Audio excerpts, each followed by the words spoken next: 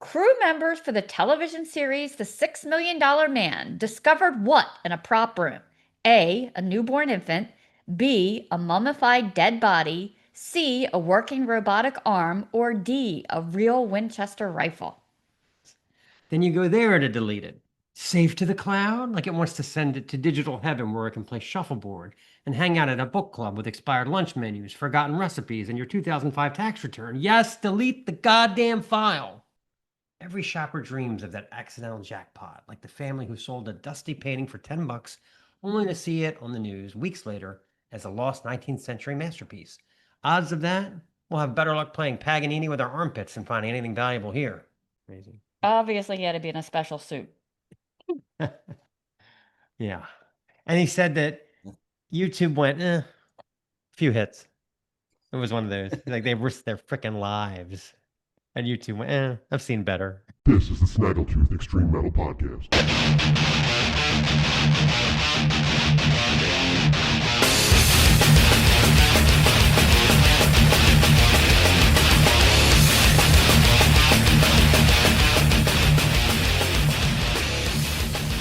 Let's talk about fuel-hardy decisions.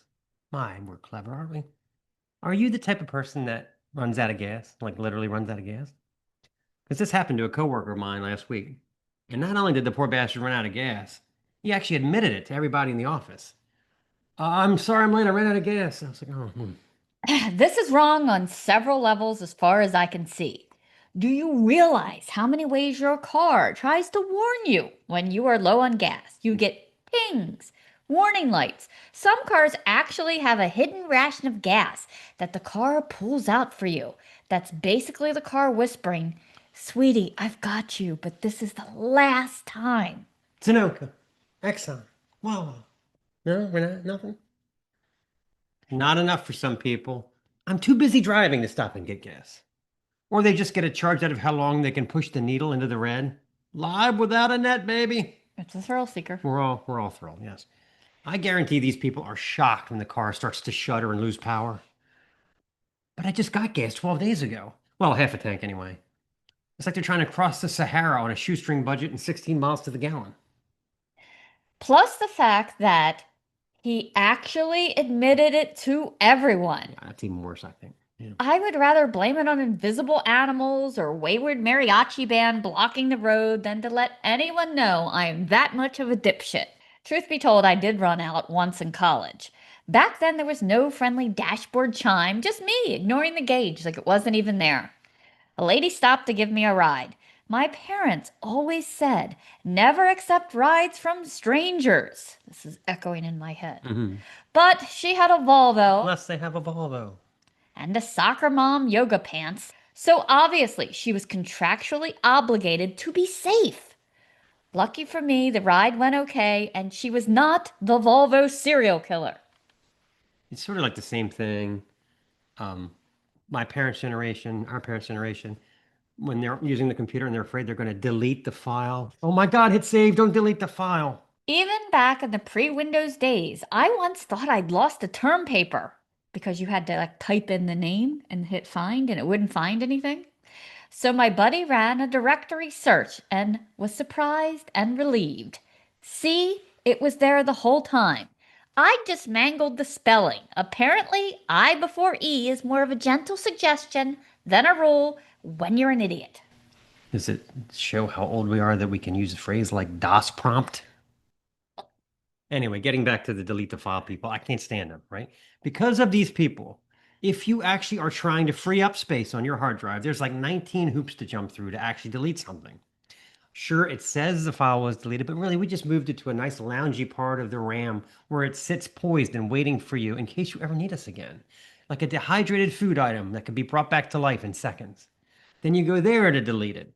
Save to the cloud, like it wants to send it to digital heaven where it can play shuffleboard and hang out at a book club with expired lunch menus, forgotten recipes, and your 2005 tax return. Yes, delete the goddamn file.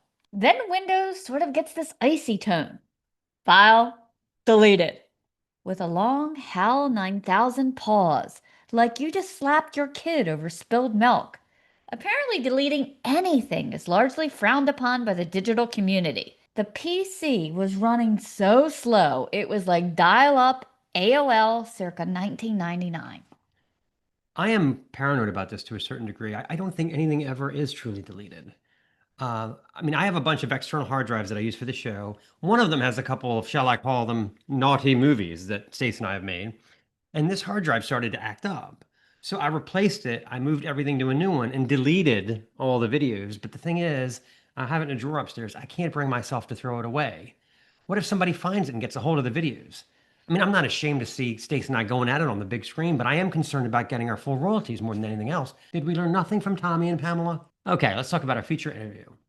Our feature interview this week is with Matt Allen and Russell Hall of the Wisconsin-based post-black metal band Corridoré.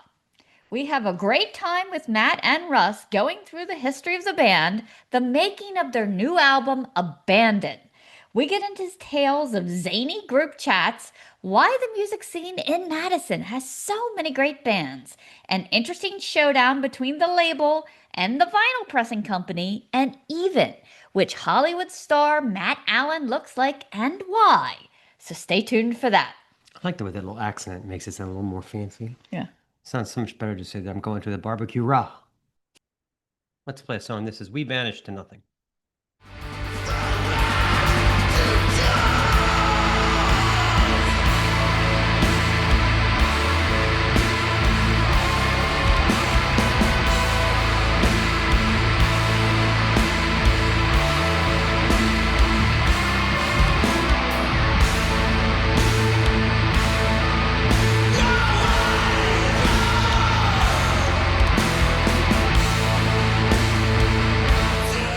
Okay, let's talk about Patreon. The site is patreon.com/snaggletoothpodcast.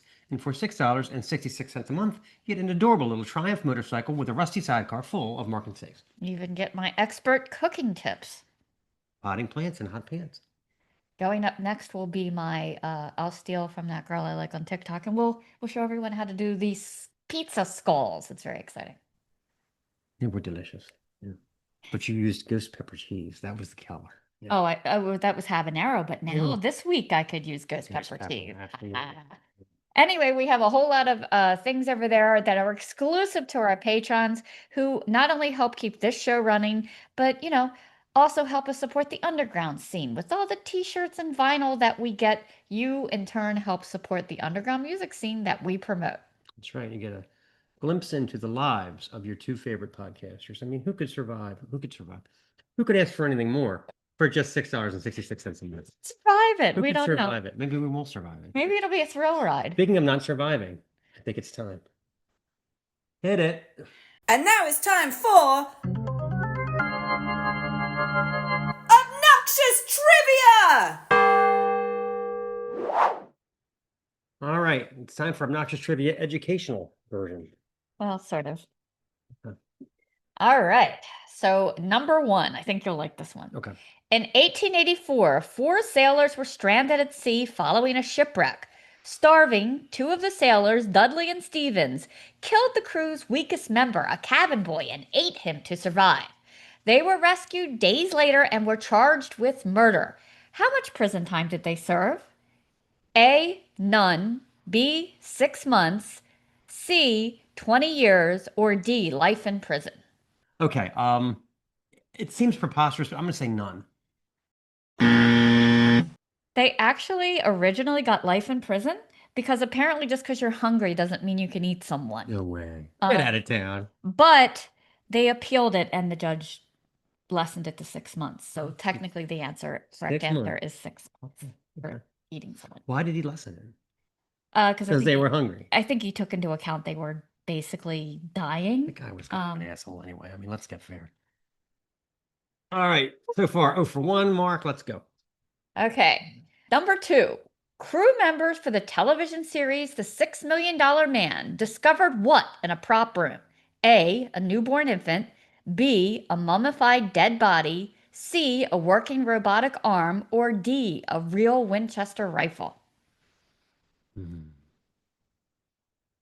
Proper. I'm going to go with A, a newborn infant. It's actually B, a mummified dead body. It's smell. Now, this had an interesting tale. It's this poor guy was Elmer J. McQuarrie. He was an American outlaw who was killed in a shootout with police after robbing a train in 1911. He was dubbed the bandit who wouldn't give up. His mummified body was first put on display at an Oklahoma funeral home and then became a fixture on traveling carnival and sideshows during the 1920s and through the 1960s. After changing hands several times, it is not possible in law to own a human cadaver, apparently. McCurdy's remains wound up at the Pike Amusement Zone in Long Beach, California, where they ended up in the prop room of the $6 million man. And they actually thought it was a mannequin and went to move it. And when the arm broke off, there were human bones inside. So he was positively identified in 1976 and finally given a proper burial. Wow. Yeah, poor guy has been passed around since Are 1911. we ever going to shoot scene 14 or not? Okay. All right. Number 3. I'm 0 for 2. During the Second Window Wars in I 1618, didn't even know about the first Window Wars. apparently there were 2. Okay. The Czechs threw their enemies out of windows, because that's a good solution. 2 Catholic governors were thrown from a Prague castle window, but survived because A, they landed at a pile of manure, B, their capes billowed out and they were caught in a tree, C, they fell in a 6-foot well, or D, they landed at a pig trough. 2 Catholic governors. Okay. It was about 75 feet tall. I'm going to say B, their capes billowed out. They landed in a pile of manure. That was is it? the correct answer. Yeah, Hoop to the rescue. the Catholics said it was divine providence. The Protestants said it was just shit, a load of shit. They honestly landed in a big pile of manure. Saved their life. Okay. So far, this is a shit show for me. Let's continue.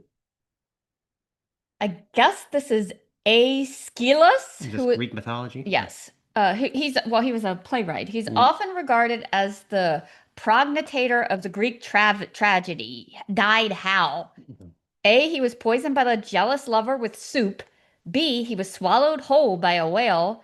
C, an eagle dropped a tortoise on his head. Or D, a horse kicked him in the sternum, stopping his heart. I think I know this one. Is it D, a horse kicked him in the sternum? That is incorrect. Oh, An eagle dropped a tortoise on his head. Wow. Apparently, he was bald, and from up high, they thought it was a rock to crack open the tortoise. So, yeah, 0 for 4. yeah, 0 for 4. Wow. But yeah, that's how it was purported the poor man died, which is a very strange way to go and a very Greek tragedy-esque, I think. If you're bald, wear a hat, just saying. If you're bald, wear a helmet. Let's scoop your brains out with a goddamn soup ladle. All right, this has been Obnoxious Trivia. Fine. Another miserable performance by Mr. Marchman. There we go. Okay. I thought you might get a few of those. I wasn't sure about the mummified body. All right, it's time for our Snaggletoon, and we're going to call this one Shtick. Yard sales are the strangest social ritual. Don't throw out your junk. Drag it onto the front lawn so the neighbors can covet it. Sometimes it's just a suburban swap meet anyway. Hey, I'll trade you this dented wok for that 20-foot extension cord. Let's make a deal. It's never really about money. Buyers chase the thrill of the hunt. Sellers chase the dopamine rush of decluttering so that they can get on with recluttering. And everyone secretly wants to snoop. What exactly do my neighbors have and why? Then there are the early birds, the apex predators of suburbia. Your sign says sale starts at 9 a.m., and there they are at 6, camped on your porch with binoculars, a travel mug, pawing through your boxes you haven't even unpacked yet, determined to get the jump on the others and find that mythical treasure, a signed first edition Macbeth autographed by Shakespeare himself, or that Buttermatic popcorn machine still in its original packaging. Every shopper dreams of that accidental jackpot, like the family who sold a dusty painting for $10 only to see it on the news weeks later as a lost 19th century masterpiece. Odds of that? We'll have better luck playing Paganini with our armpits than finding anything valuable here. Hagglers are a whole nother species. You're trying to unload a bowling ball you used once because you immediately develop carpal tunnel, and someone offers you $5 for your TV guide collection. Suddenly you're insulted. Get off my property, sir. It breaks my heart to part with these at any price. Neighborhood-wide sales turn into gossip festivals. You have the entire book series of Twilight too?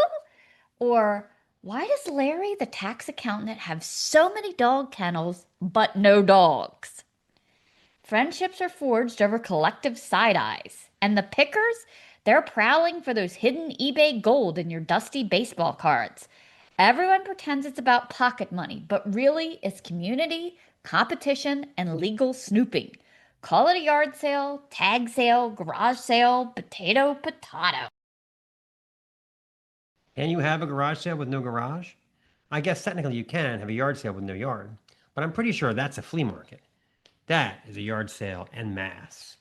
Immediately, the phrase flea market sounds like so much more fun. Handmade crafts, antiques, vintage clothes, a raffle, vinyl records, hot sauce, maybe a polka band, and a guy selling turtles out of a kiddie pool. Loads of fun. Estate sales are the extreme version. All must go, including Aunt Mildred's creepy porcelain doll army. Everything in the house is up for grabs. Not just the dusty lamps and old mugs, but furniture, tools, jewelry, that set of 1970 encyclopedias, a curious amount of Linda Ronstadt records, even the questionably clean toilet plunger, if someone slaps a sticker onto it. You're literally browsing a stranger's life. Photo albums, recipe boxes, maybe a wedding dress. There's a quiet, bittersweet vibe, like shopping in a museum, where you're allowed to buy the exhibits. Sometimes there are tales from these driveway trenches. One Saturday, I watched a guy carefully build a hold pile, negotiate a price, leave it in the corner with the seller's blessing. 5 minutes later, another shopper bought the whole pile. The seller just shrugged. Not my problem. That's like someone eating your sandwich while you're still at the condiment bar. The victim drove off, ripping down yard sale signs in protest, and now carries a clipboard, sticky notes, and a fat Sharpie. If he ever has to stash a find again, he tapes a giant sold sign to it with his name and number. Maybe a note that says, I spit on this, your move.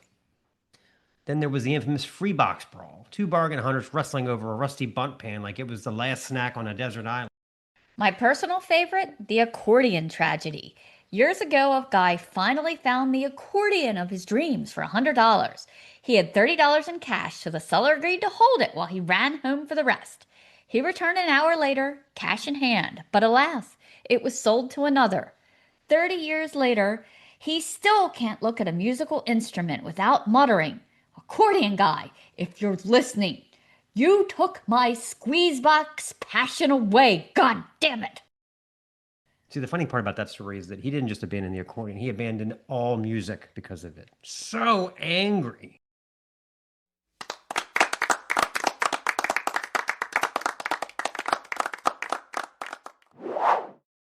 All right, I can't take it anymore. Let's play a song. This is To Become Carrion.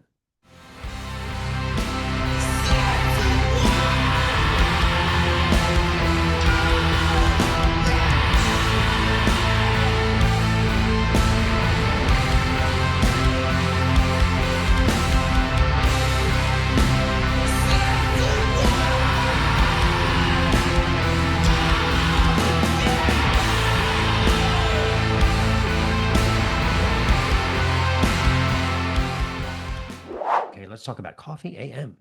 Coffee AM is a great company that we rely on out of Georgia to give us the best, freshest tasting coffee.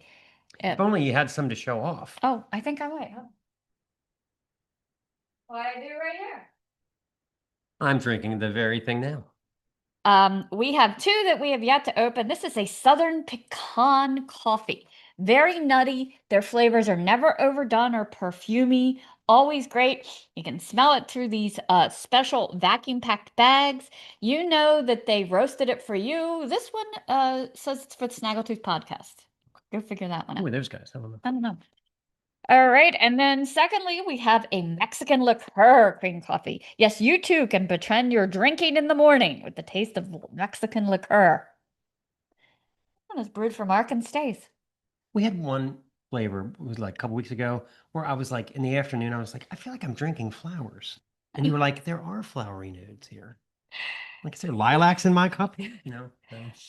Anyway, all very good stuff and huge selection of coffees, teas, even decaf if you're an absolute weirdo. So use our link. It will save you off your order. They are a point system, so once you accumulate enough points, money off your order. Okay. And everything is FedEx to your door. Delicious coffee. Hey, let's get into Bombastic Plastic. Bombastic. Bombastic!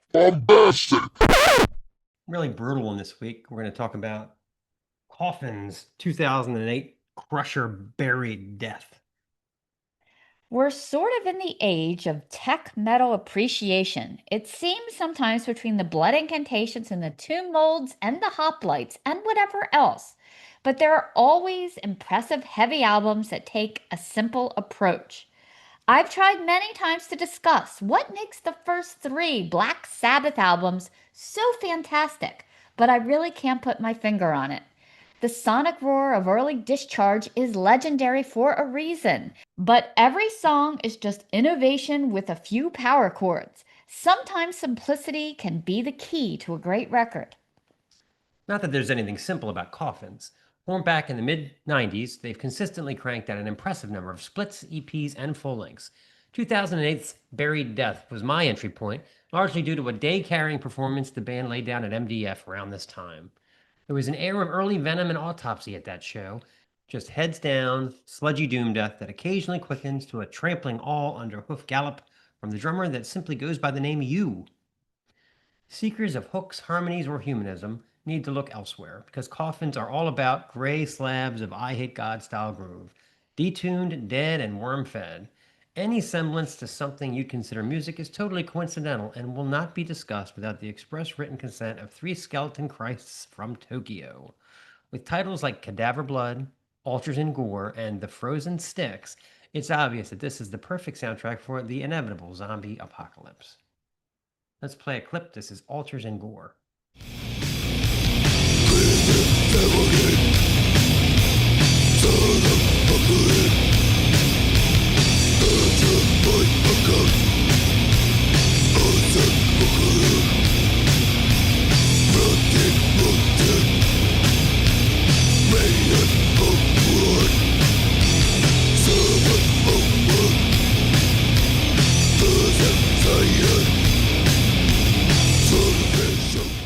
These fuckers take their time. If the hoofbeats of Mortification to Ruin happen to strike your fancy, settle in because they're going to bludgeon you with it for over 7 minutes.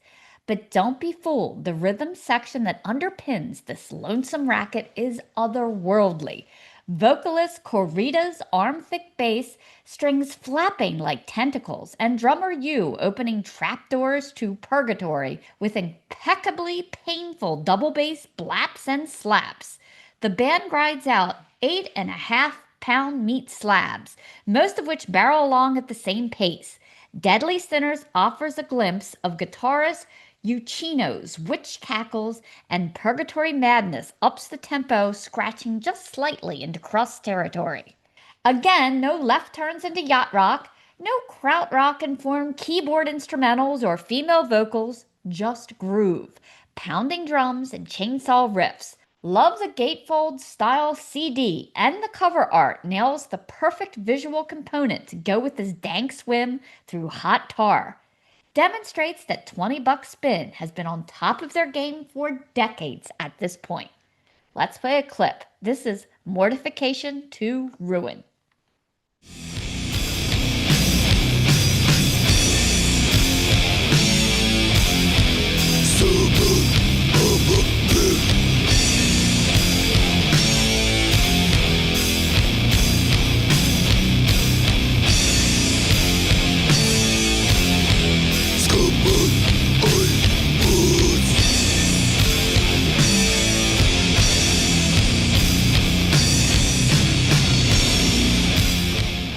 Okay, what's your senior view?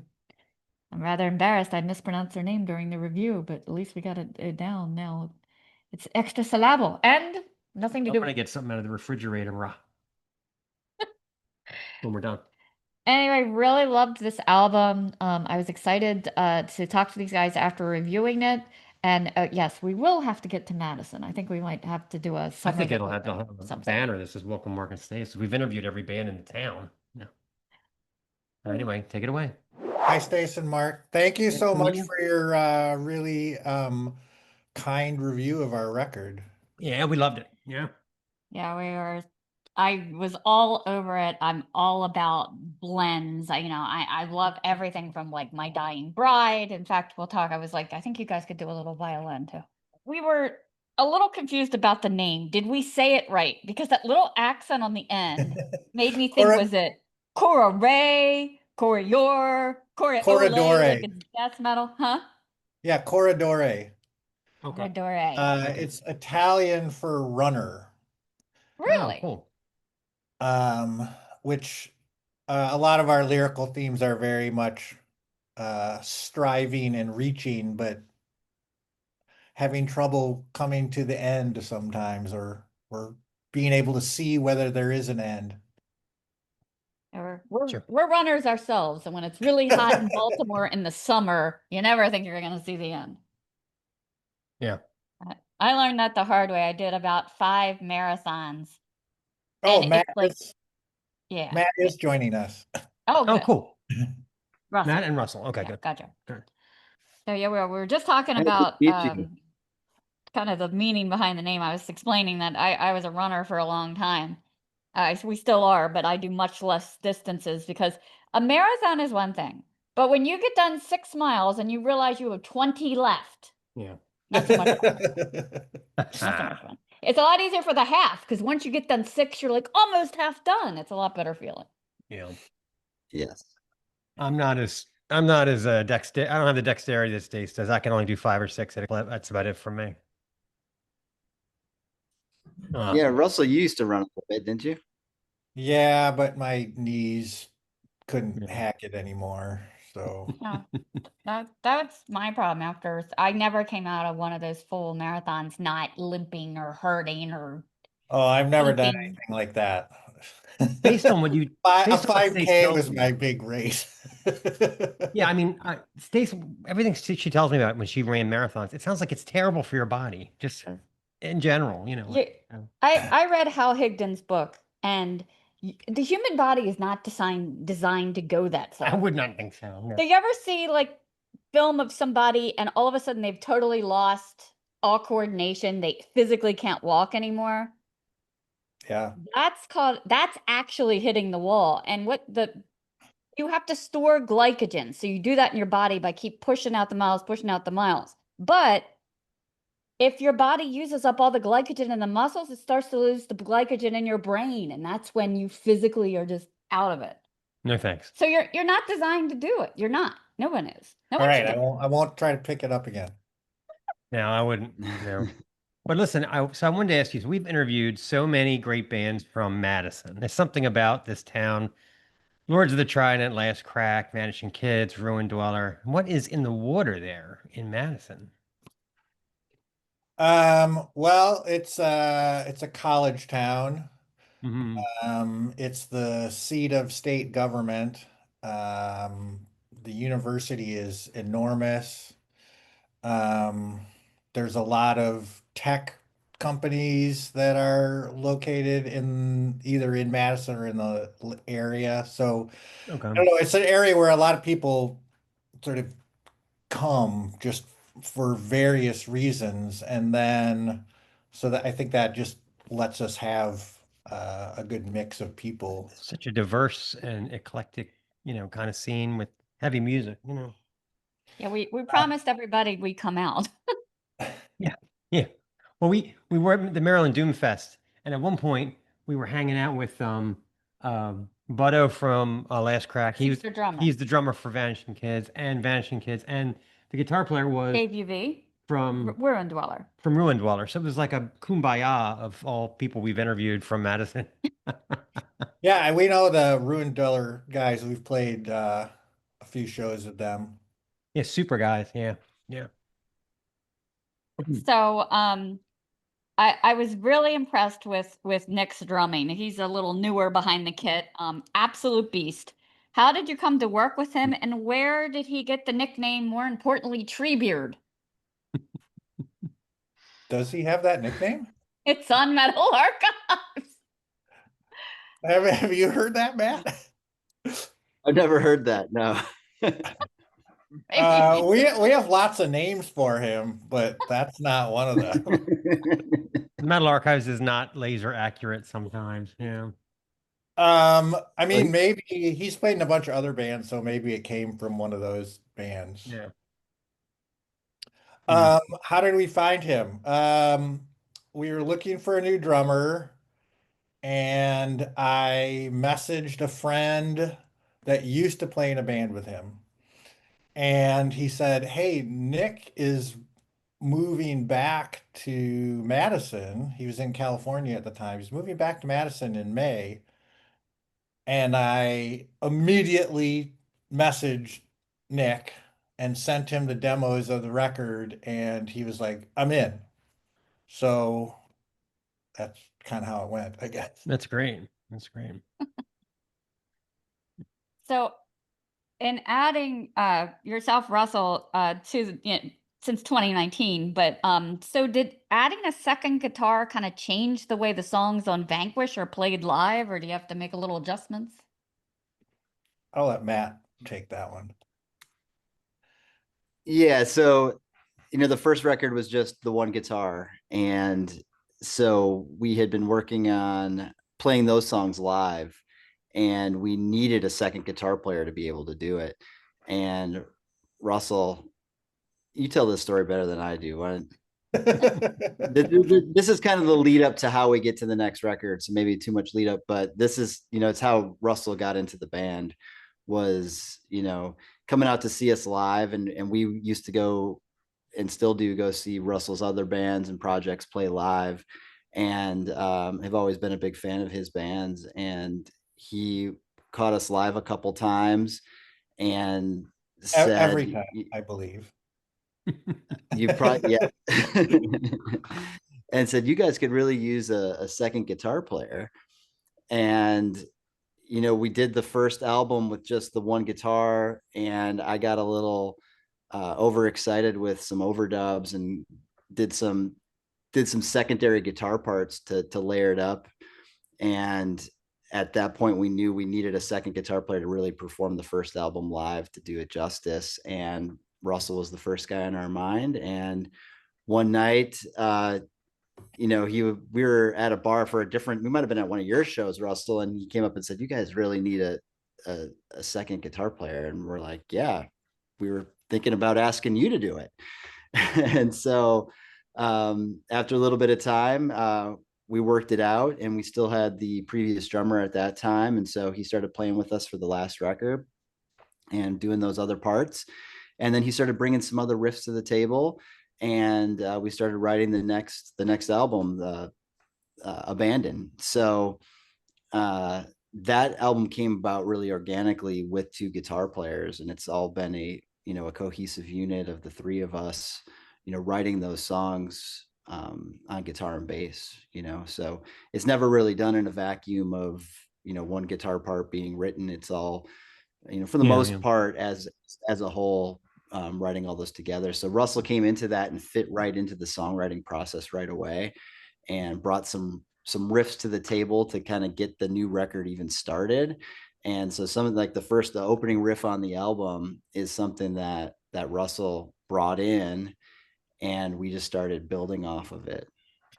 I was playing it in practice one time, and Drew, our old drummer, is like, "What is that?" And I'm like, "I don't know, I'm just playing something." And they're like, "Is that an available riff?"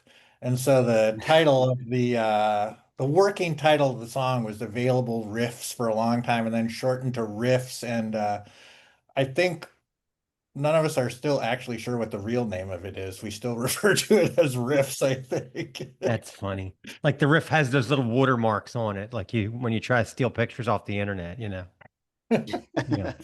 I do love the way you Yeah. guys go through all stretches of guitar gymnastics, from strums to real reverb dripping riffs to those tremolos.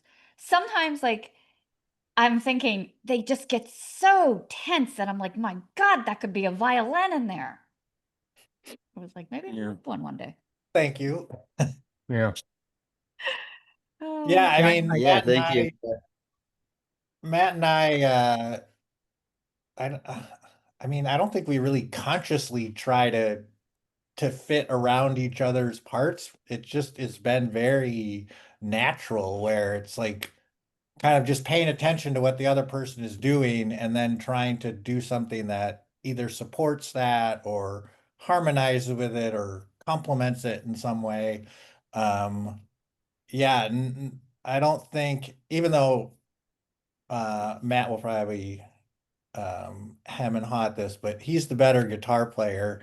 But there is still not really any kind of competition between like who gets the lead part or who has to play the supporting part. It's more just like trying to fit our parts together, and that's been really exciting and rewarding for me playing in this band. Mhm.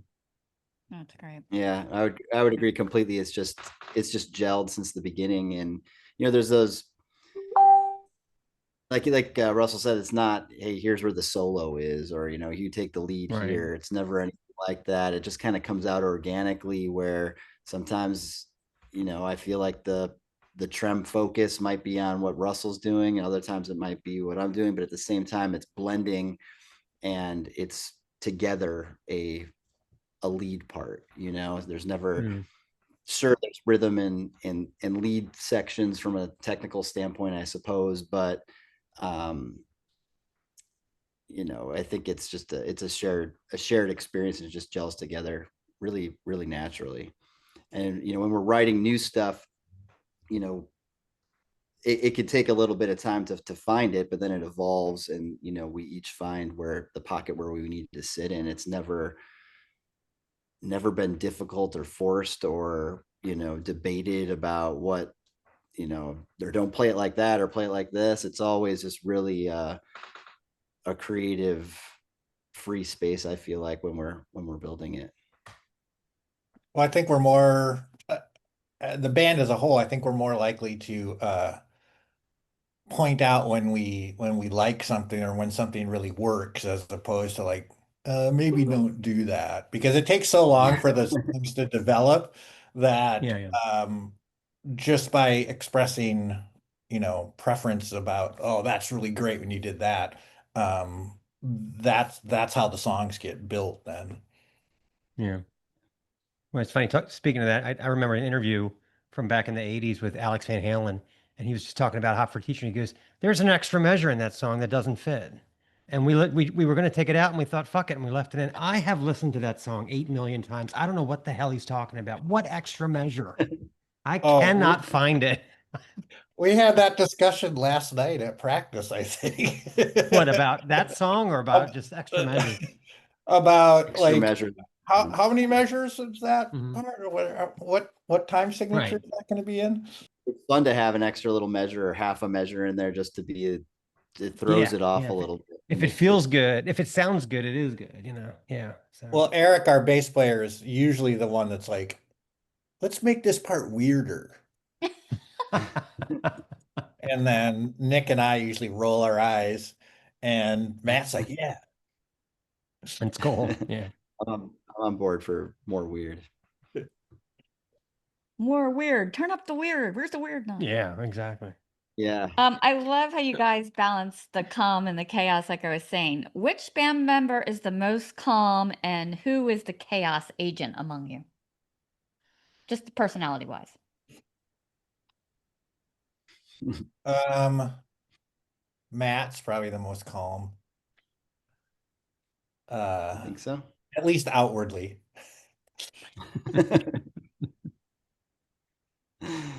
Um, Eric and Nick are just, you get those two together and they're just a fucking carnage. Um, uh, Like yeah, how? Like what do you mean? like just loads of inappropriate humor, Oh, right. I like got plenty of that myself. like Yeah. constantly. In fact, we have a band group chat, and I think 90% of that is like stupid memes. And Matt will be like not looking at it all day while he's at work. And then he looks at it, he's like, what? You guys just like jam this whole thing up. So like any important information just gets like shoved way off the side immediately. I love it. Yeah. Yeah, so I wouldn't say that Um, there's no real chaos, but the two of them do play off each other, and it can escalate into some dark territory.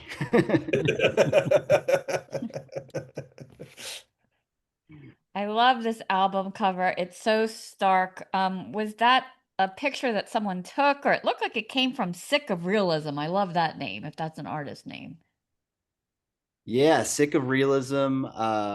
We discovered his work through Instagram, and our first album has similar texture to it, and that was done by an artist who was living in Chicago at the time, who did the first record, and we had been trying to get him to do this album, and he was booked up, he couldn't do it, and so we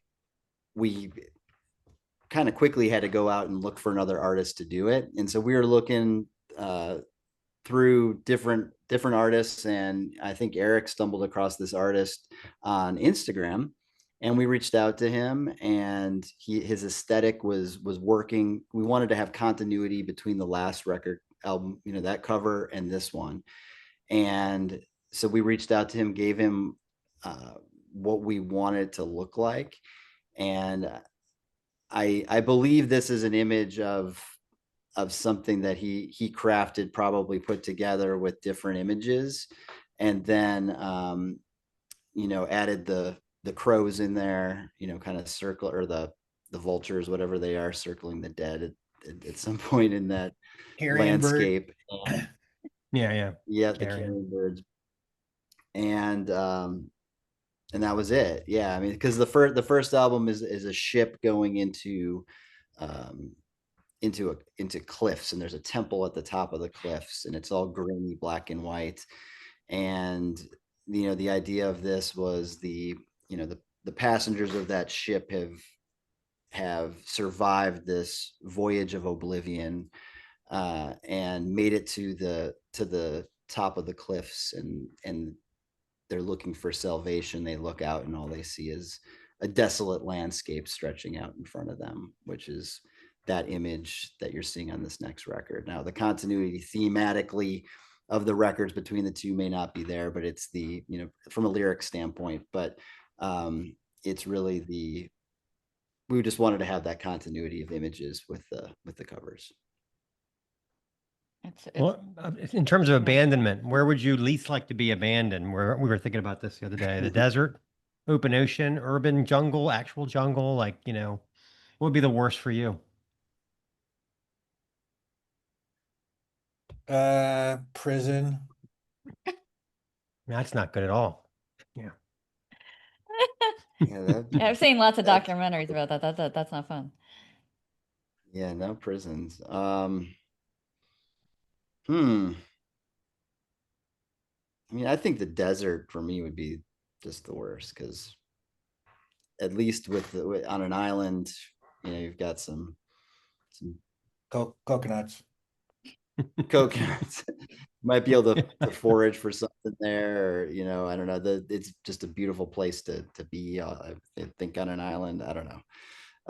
Desert, just like walking. I mean, it's kind of like this image of the record cover of just like continuing walking and not finding any resources or any end to the misery, and just hope is gone, and so that's a desert for me.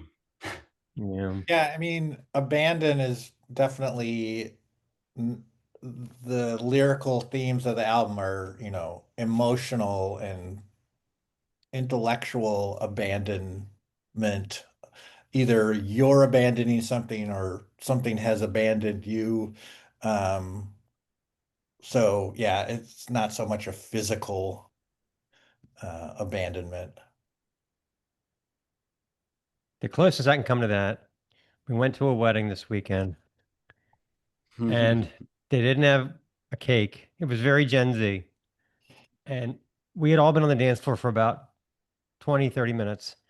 And then the DJ said that the Uh-oh. bride and groom had something for the guests, and they both shot us with Dry dry ice. ice cannons. So suddenly we were doused in white smoke, You couldn't see anything. ice cold white smoke. And I really couldn't see Oh, for a good 5 seconds. And I'm sure it cost thousands of dollars for them to be able to do that. And I felt intellectually abandoned. I just thought, we're all dumber now because of this. Yeah. Yeah. I don't understand it at all, but I can't stop thinking about it. We all had the rave. It did cool me sticks, off a which little. matters worse It was because very- we could see was colored. It was lights very and- rave adjacent. And let me just also say that the bride, the outfit that she changed into was so risque that every time she came up to talk to me, I was like averting my eyes. I was like, I'm sorry, I wasn't looking, It was Wow. like one of those. Yeah. And I'm not a shy guy, but I was just like, oh my God, here she is. Cover that up. Jesus Christ, Would you like to borrow my jacket? So I really like that you mentioned on your Bandcamp page about Nick Cave and kind of kicking against the pricks. And I thought about that. And like you'll see protest signs that just say, His best quote is, why is there so much shitty music and why is it all the Red Hot Chili Peppers? I love that. that's a good one I too. love that. Yes. But Apocryphal, I think, but yes. yeah, still the sentiment holds true. Well, here's the thing, right? And it's funny, we just interviewed somebody the other day or yesterday, and I brought this up. I saw the Red Hot Chili Peppers in like 87 open for the Dead Milkmen, and they were so lucky to get on that bill. And I thought, this band is dog shit. I mean, they were just awful, right? Became one of the biggest bands in the world. That's how the 90s were. You just didn't know. But if you had told me on that night when I think we paid like $3 to get in, I mean, for the Dead Milkmen, and that they would be as big as they were, I would have been like, get the fuck out of here. You got to be kidding me, And I know this is going to expose how old I am, but still, Yeah. I think there was a meme in the band chat this afternoon with a police interrogation room or something like that, and the caption was, I gotta ask you, is the really good Red Hot Chili Peppers album in the room with us now? I like that one. I haven't seen that one. Okay. Yeah. Yeah. Yeah. Anyway, but you were saying Nick Cave. Well, It was legit. There's Yes. a documentary about him that I'm dying to see, but I never have to check think it. to check it out. Yeah. But and it was talking about that, and like I was thinking about that. Like people were holding up signs at the intersection I passed the other day that said "Stop human trafficking." I thought, well, that's great, but how do you propose we do that? That's all you got? Is that? Yeah. And then in your opinion, what are the biggest Sisyphus-like useless struggles that the average man faces every day? Internet activism, posting stuff and getting all riled up in the comments section. That's Yeah. absolutely useless. Yeah.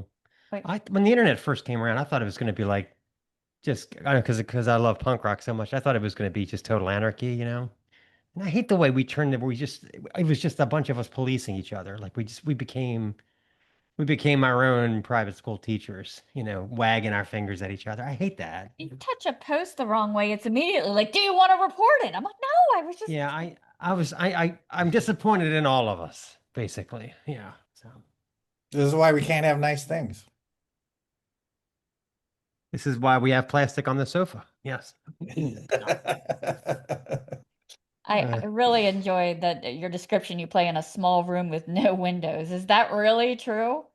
Or is it the claustrophobic feel enhance the mood, or is it just music in isolation? There's a lot of non-working gear in there. It's a very small room. There are no windows, but it's a shared. It's a warehouse space with other practice spaces in it. So there's a communal area that we kind of go out to get some fresh air because we are cooped into a very It's hot, very hot. hot, Like sweaty. the food in building is summer. air conditioned, but our practice place after we've been playing for an hour is probably 30 degrees warmer than the hallway outside. So, would you guys say it's a prerequisite to have a beard to be in the band? I must say, you do have quite the Bradley Whitford look about you. I mean, the dude from the West Wing and the Handmaid's Tale. Handmaid's Tale. Handmaid's Yeah. Well, Nick kind of plays with his facial hair a lot, so we never know what he's gonna look like when he shows up to practice, but I don't know. I mean, there's a lot of guys in Madison that look like that. With that look. Okay, got it. I was thinking, if so, maybe you should go after a beard sponsorship for some of these conditioners. There's a great one. It's called Grave Before Shave. I think they'd be a great sponsor for you guys. Yeah. I'm down. Yeah, totally. Think it would We'll fit. shill for beard products. Oh, they got all kinds of stuff, and it's all kind of like death metal-ish packaging. It's crazy. Yeah, who'd have thought, that in the modern era, you go to an extreme metal show, no one has long hair anymore. Everybody looks like Scott Ian. It's the bald head and the beard, like Matt it's has just long the hair. look. Yeah, that's the look. So what has your experience been like with, is it Hypathedral Records? Hypethral. Hypathedral. Yeah, they've got a great hires. Oh yeah, good roster. Yeah, they've think got a so. great roster. Yeah. Yeah, and the owner used to be in a great band called Titan, that when we first sort of were scoping the label out, I was like, oh, I've got that record. I hadn't put it all together. It's been great. I mean, he's just like one guy. I guess he has a partner, but I'm not quite sure. Hi, Arlo. He ran away. But he's just doing it for the love of it. He's got a family and a job, and he's like putting out records that he thinks are worth putting out that might not be available otherwise. So yeah, he's been great. He's been really gone to bat with us. We had some problems with the pressing of the record, and he really ironed that all out for us and really went to bat for us. And he works with a PR company, which you guys know. Yeah, we know him. We know him. Ear Split. Yeah. Love And that's been great. We've been getting a lot more exposure and hype than any record I've put out in the past because of that, I'm assuming. I mean, other than the fact it's probably a good record too, I guess. Well, what was your record pressing problem? He went to pick up the records in Toronto or near there somewhere. And it was supposed to be like a gray marble kind of swirled vinyl. And he opened it up and it was just black with like a couple little splotches of white or gray. And okay. well, these are just black. And they're like, well, there's normal color variation. He's like, bullshit, these are black. And so then they're like, well, we'll give you $150 off. And he's like, no, I've got people pre-ordering this record. I'm not going to go back to them and say it's different and have to do refunds. And he's like, no. How about you make the record that you said you were going Promise. to? Right. Yeah. And then we'll take the misprints off your hands at a reduced price. And he was able to drive that bargain through, and that's great. Good for him. Great. That's a bunch of bullshit right there. Yeah. So we were very happy about that. So I love your long songs and the atmospheric builds that you tend to make. Is it harder for you to just write a short song and say, but because that doesn't tell the whole story? Or is there some point where you're like, all right, do you just organically let it run, or somebody like, no, we got to cut something out? 'Cause the one before this, I think you had a really long one. Yeah, we I think we're incapable of making a short song at this point because we keep You're not saying the only ones. We hear this a lot. We hear this a lot. we yeah. need to make a short song, and then that short song leads into another thing that we then put together, and then it's one big long song, you know. So it's we're still going to challenge ourselves and try to do a short one though, right, Russell? We're going to do it. Are we? All right. Challenge accepted. Yeah. Yeah, I maybe. mean, I've short. been I don't think I've ever been in a band that's written or recorded a song that's been longer than like 6 or 7 minutes. And that's a short Corridoré song. But I like your length. Swans have the album. I have a Swans album from a few years ago, and it's a double disc, and one entire CD is a song. It's like 80 minutes. So I Mhm. mean, I think they outdid us all, you know. Yeah, Michael Gira. yeah, I remember that album. Yeah, You I know mean, what I I'm talking feel about. like The one that's got the baby Yeah. on the cover. Yeah. yeah, that's a good album. Mhm. I get the purpose of doing long songs like that, and I mean, I'm a big fan of Mirror Reaper, and a lot of people were challenged by the fact that like each side is just one long song, and you pull it up, and it's just one big long song. And Inner Arma did it with The Cavern, Yeah. which was a awesome. Yeah, we had awesome. TJ on the show. But for me, like even as somebody who wants people to be able to access the music more readily, it's like even if with a long song like that, it's to me you want to insert some breaks and some track points, you know, so that you can jump in at track 3, which is maybe 10 minutes into the song or whatever, you know. Yeah. I just like it gives you those jumping in and out points, you know. I don't know, but So I yeah. do like the way, your songs unfold. It's like it feels like a novel, like you're telling the whole story. Now, I'm an album listener. I love to listen from beginning to the end. I know that's very old school of me. Do you think people get a more cohesive listening to it from beginning to end rather than just picking out random tracks to listen to? Yeah, I think that relates to the whole long song conversation as well. Is that you make one big long song like Mirror Reaper, and it's because you want someone to experience it as a whole thing, right? And it's meant to be listened from beginning to end. And with this record, I feel like what you said is true, and I think it's something that does grow. And with multiple listens, you hopefully hear other layers within it and how the pieces work together. And certainly there's the different songs on it, but the whole thing is, from beginning to end, one I mean, it's the set of songs that make up the album, right? And yeah, Russell, what were you gonna say?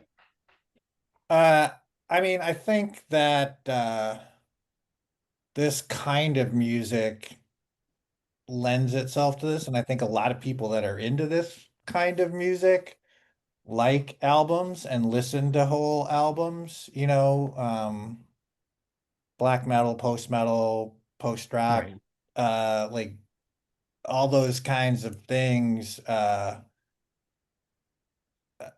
those kinds of genres. I think fans, that's part of what draws you to this kind of music. Totally.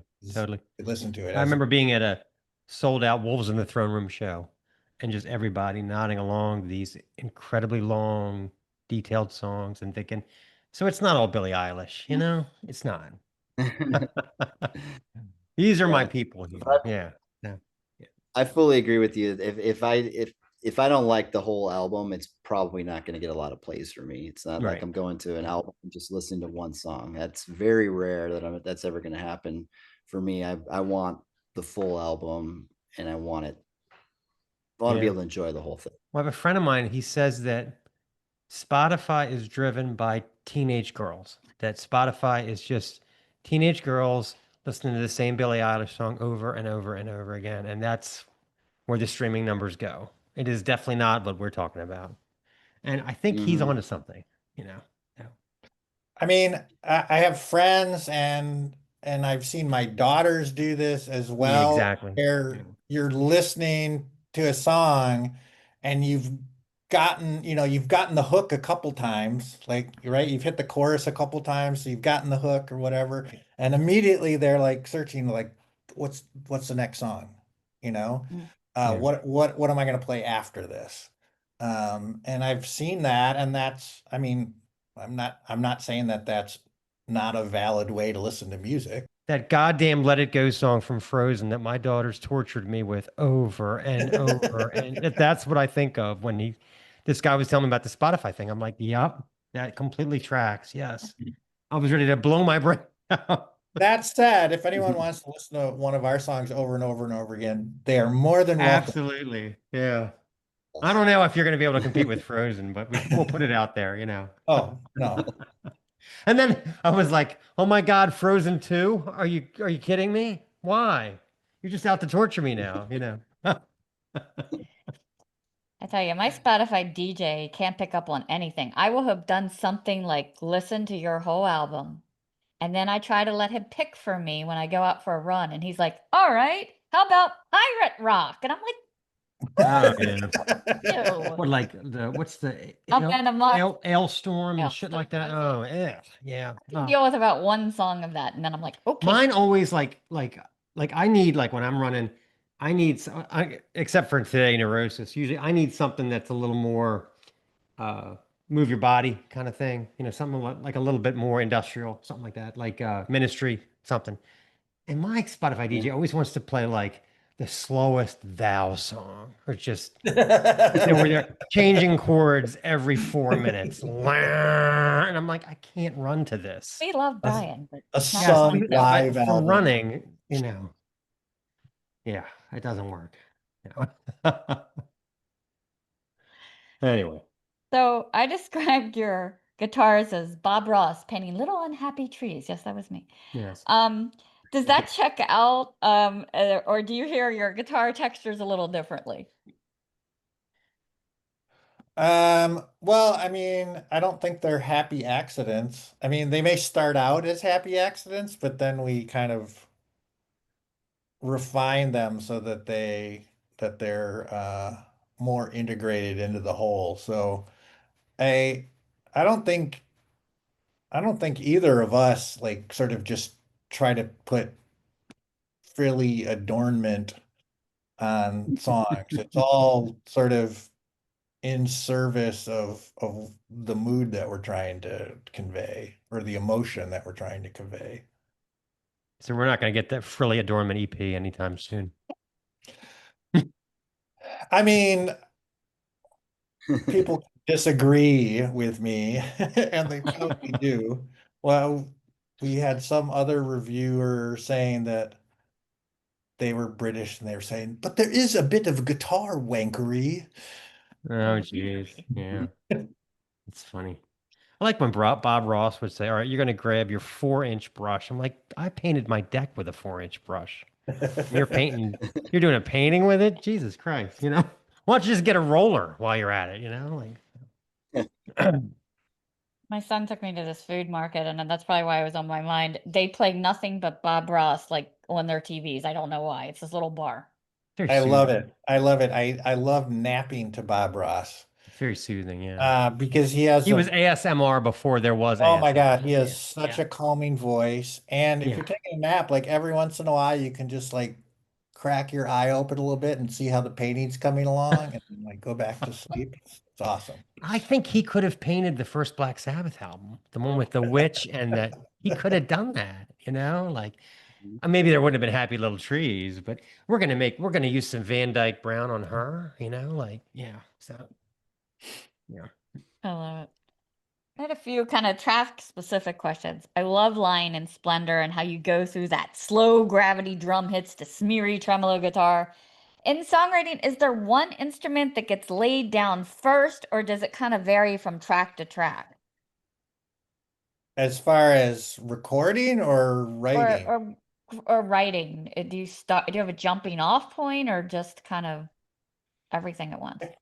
I think most songs or parts of songs start out with some sort of guitar idea, and then stuff gets layered on. And yeah, I mean, I think it's like either me or Matt saying, "Hey, here's an idea. What can we do with it?" Would you agree Yeah. with that, Matt? I would agree. Yeah. Yeah. So Lying in Splendor is one. That's another one that Russell brought to the table.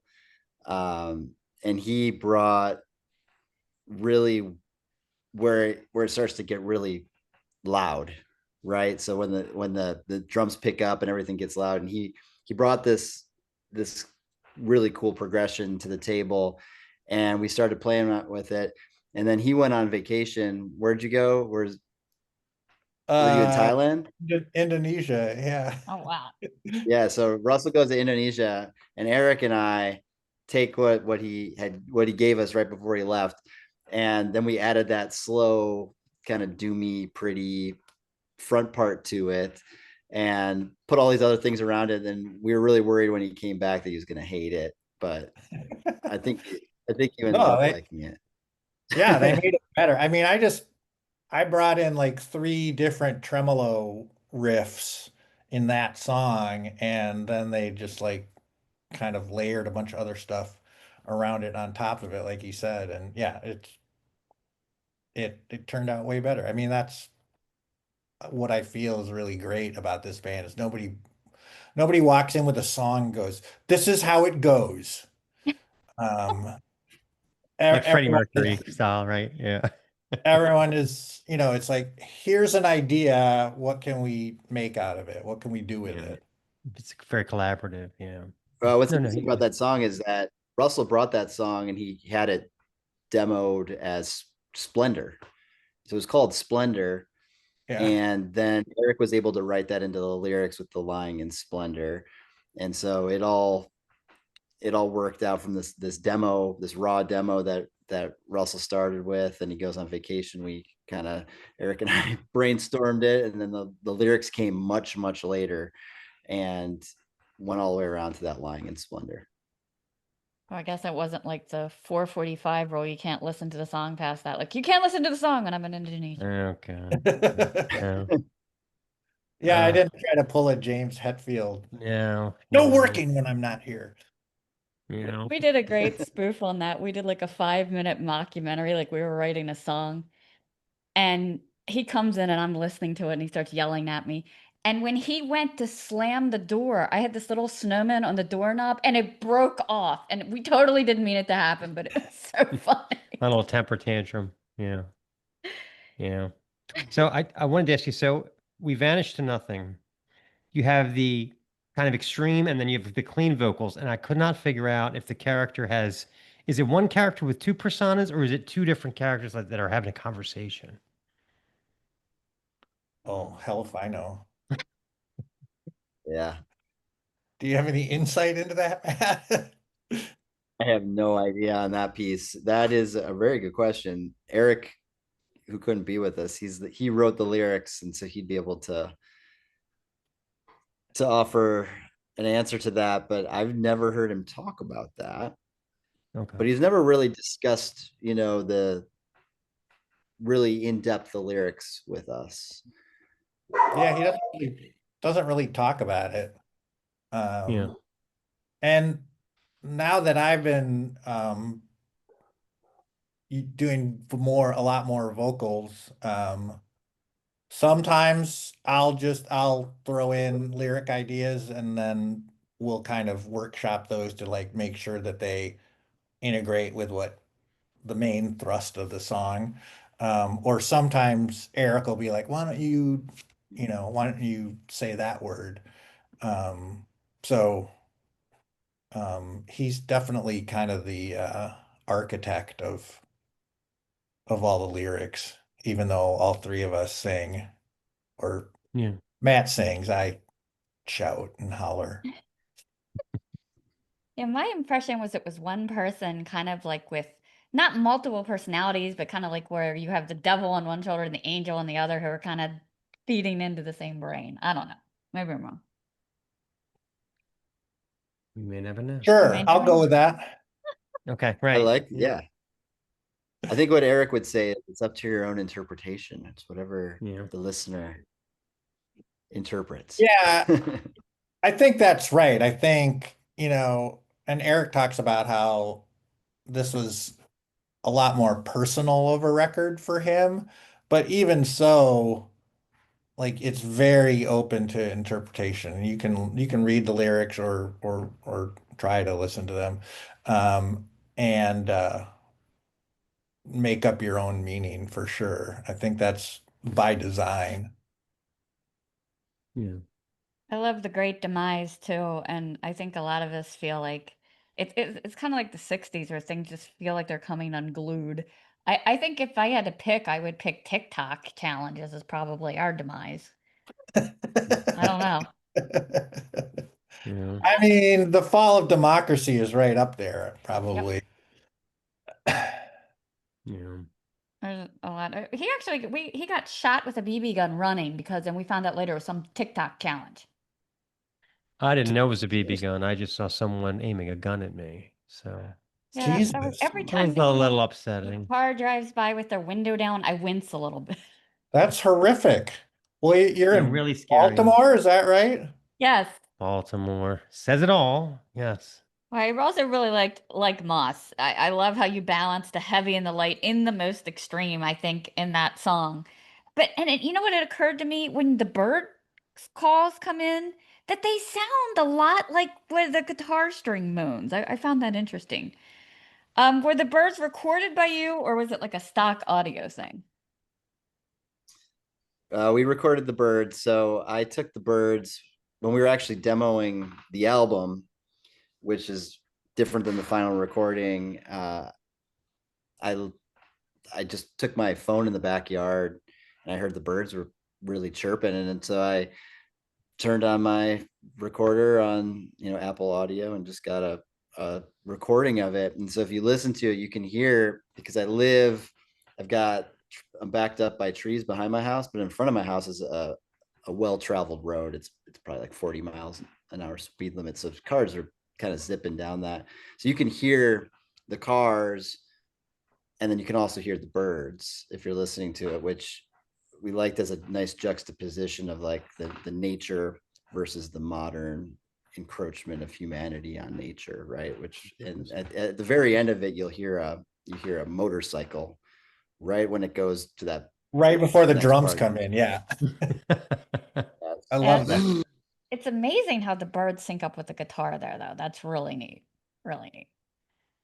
Yeah. And So I the mean, video for that was crazy too. yes. Oh, that was Shout done out by to a friend of Matt's. yes, Jorge Torres shot that for us. Really great vision, and had the concept all in his head of what he wanted to do, and took us out to the places where he wanted to do the shooting, and just was a really easy shoot to do that. I mean, so many times you do photo shoots or any video shoots, and it's all feels very, you have to act, or it's rigid, and this just flowed. We just kind of walked through the space where we were, and he casually took the footage and just did a really wonderful job. And the way he timed it up, and even with with the bull riding scenes and stuff, and just the slow images. And again, it's the humanity versus nature happening, in that bull riding section of man taming nature and forcing its will upon the beasts, right? And so all of that stuff, he didn't tell us what he was going for with it, and he just really just had a great concept in his head of the story he wanted to tell for that song. I thought it was wild. Like a lot of the human statues were very calm, but all of the animal statues seemed like in action or angry. It reminded me of Narnia, where she turns all the animals into stone. It was Yeah, it very was good. neat. Yeah, that's all all part of what he didn't tell us what he was going for with it, but like he listened to the song, came up with his own interpretation of it, and then that was what he captured and put together. And I thought it was really well done. Did you guys have any funny moments when you were playing together? Sometimes it feels a little weird when you're doing it for a camera, and sometimes it's like one thing that make you laugh, and then everyone laughs.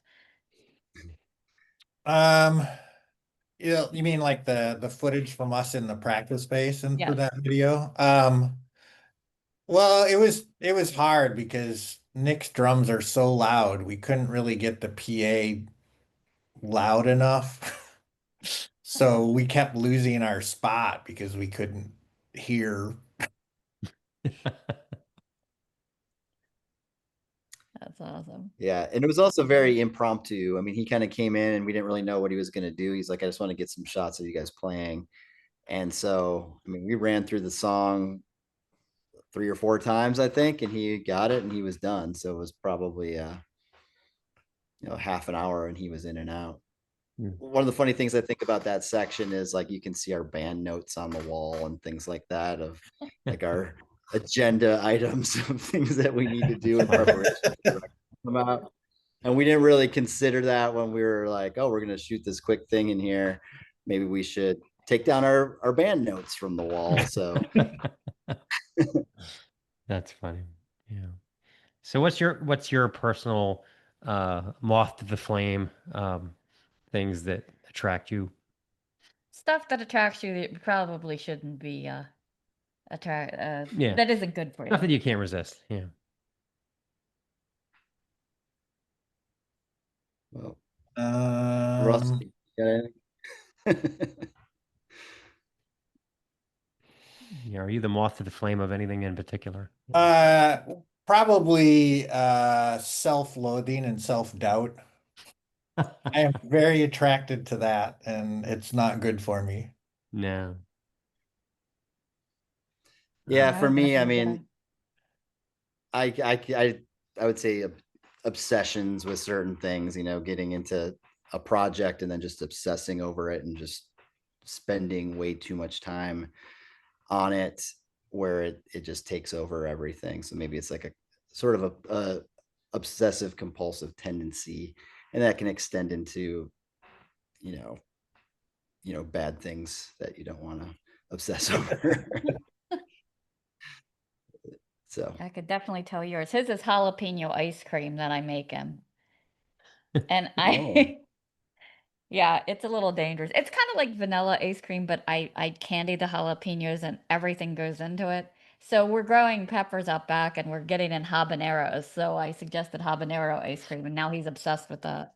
So you just eat it till your stomach hurts? Well, I love hot stuff. So the blend of the heat and the sweet is just, and the thing is, like with Stace, she's such a great cook. Like I didn't realize she had been making it for a while. There's like 96 steps to make this shit. I mean, she's got to do so many things to the peppers, That you have to go a step so and then many let it. things to the milk. Yeah. It's a But mess. she never complained. She just kept making it for me. Isn't it? Oh, Yeah. Nice. Yeah. And when she It's said, just the yolks. You got to sit there. and I mean, the jalapenos are here, habaneros are like up here. So I'm very excited for this. Yeah. So I've I never know had a it spicy sounds, ice cream. I would yeah, if try you're not that. into spicy stuff, it sounds gross. But if you are, it's But mind I blowing. mix it I with would a little I would vanilla try and that. some cinnamon. Yeah. Yeah. I would fuck with that for sure. Yeah. Yeah. It's great. Yeah. Very excited. Yeah. You do it again? Okay. Well, we play a game on the show, and I think you guys are going to like it. It's called Blaspheming Monikers. Okay. And here's how it works. I have 5 band names in front of me from the metal archives. One of them is made up, not real. So I want you guys to take turns guessing which one of these is not a real band. And we just keep guessing until either you get it right or we run out of bands. Okay. Okay. Okay. Unholy Dart, Unholy Pope, Unholy Spell, Unholy Void, and Unholy Fables. Which one of those sounds Oh, like it's fake? so we're supposed to guess the fake one. The fake one, right? I'm gonna go Pope. They are I'm real. gonna go Unholy with Pope. Unholy Pope are Thrash from Sweden. They only have one demo, but they are legit. Okay. What was the first one? Unholy Dart? Unholy Dart. Yeah. Yeah, I'm gonna guess that one. Black Metal from Colombia. They again have one demo from 2022, but they are legit. So that leaves Unholy Spell, Unholy Void, and Unholy Fables. Fables. I agree that's a terrible name, but they are real. They're from That was my Estonia. concern as well. They're from Estonia, and they play like psych metal. They have one full length. Now the one I made up was Unholy Spell. That's not real. No, But there it you could go. be. It will be could be. now It after could be. some kid sees this podcast. Yeah, Unholy Void. They're Greek black metal, so they're real too. So Unholy Void is I feel hard. like I've heard of that band. Well, I mean, they all seem they all suck. They're all terrible. plausible. Yeah. I mean, like, who wants to get a patch that says Unholy Pope on it? You know? Yeah. I mean, I'm envisioning the album cover right now, like a death album cover. That artist, like with like Oh, a the guy that like drew leprosy or something like that. yeah. Yeah. Like some sort of corpse with flesh falling off his face, but then he's got like a papal hat and vest. Or the what's the Sanctuary album with the guy at the pulpit and he's shooting the gun off, something like Sure. that. Yeah. Sure. Sanctuary Refuge Denied, something like that. Yeah. Funny story. We do trivia every week on the show. Like for one week he makes up the questions, and the week I made up the questions, I dug up this thing. There was a pope who didn't like his predecessor and wanted like his papacy stricken. So they dug him up. He had been in the ground 8 months and put him on trial. And then they found him. Where was this at? Was this in Italy or something? Or where was it? Yeah, I think it was. And no, brought- it was in Britain because they threw him into the It Thames. was in UK. Okay. Yeah, they brought the dead body into the courtroom. Yeah. They found him guilty, so they threw his body into the river. So his papacy was removed. I mean, That would be a great one to Gee. draw a picture. that's very death metal right there. Yeah. So. Yeah. See, like her stuff is always like educational where you learn something like that. Mine is always like, who patented the beer koozie? Like, I want mine to be completely ridiculous, you know? So. So I did love the song Carrion. You know, in some religions, becoming like Vulture is supposed to be the highest honor, or maybe it's the ultimate recycling. I'm not sure. But what do you think your wishes would be for your own body? Cremation, mortician prepared, natural barrier, donated to science, or just propped up in the corner? Cremation, definitely. We don't need to be using land for cemeteries to waste. Yeah. It was Yeah, crazy to me. I'm There was a insane. time they were just digging people up and putting them in an ossuary, and they were like, "Oh, use it again." Yeah. Oh, that's Well, another band from Madison, Ossuary. Not sure. Well, nominally from Madison. But there's one from Latin America too, I think. Yeah, Yeah, they live There's two in ossuaries. Yeah. different places, but yeah. yeah. I always wanted to be on like the body farm, just kind of donate it, and then they do all sorts of things to us. They can solve crimes. Serve a purpose. Oh, yeah, that would be fine too, I guess. And then once you're done with it, then you can cremate it. Yeah. Do you have any preferences? Oh, me, I would, yeah, also cremation for me. Yeah. But But I I- mean, I don't really care. I'm gonna be dead. It doesn't matter. Like, same. Yeah, that's what I was gonna I say. mean, if there are birds that need to eat carrion, that would be fine as well. Anyway. Yeah, we had a horrible situation where we had a cat die, and I was by myself at the time, and the kids were small, and it was like February. I couldn't get through the ground, so I had my dad do it, and he must have not done a good job because come springtime, the kids were freaking out because we had vultures in the backyard, and I'm like, oh my god. Ugh. That's very death metal though, you know. It I is. was like, well, I'm like, he's in a higher place now. Yeah. He's top of the Hindu now. But turkey vultures are so ugly. There's a stretch of highway, And the one, I don't know if you've noticed this, but there's street lights and they sit on like 4 or 5 consecutive street lights just all hunched over. I'm like, okay, what's over there? Yeah. That's awesome. It's So, crazy. so were there any scrap tracks, or were there any tracks that were like the hardest to get where you finally ended up? I don't think so. No, yeah, no scratch tracks or any extra tracks. Everything that we wanted to put on the album went on the album. I was just thinking about when you said that endless rabbit holes, Yeah, yeah, no, we went into the studio with pretty well. I mean, compared to the last album, we went in with an exact idea of what we wanted to do. And there were some things that, I think the acoustic guitar stuff kind of came in. That was kind of an extra. And then the whole sequence after Lying in Splendor, there's kind of that acoustic guitar comes in, and then there's a very kind of hypnotic sequence that happens. And we came up with that entirely. We had an idea of what we wanted to do, but we completely wrote that in the studio. And Gotcha. just you're under the gun of the engineer to kind of to do what you got to do, and we're just like, well, let's try this real quick. And we tried it, got it down, and then we're like, okay, well, let's add this, and we added the next thing. And so that was probably the biggest kind of gamble, was getting that. But then we did even more later. We recorded a bunch of like synth stuff and extra backwards guitar and extra vocals and stuff in our practice studio. And then we like gave that to the engineer, like, put that in.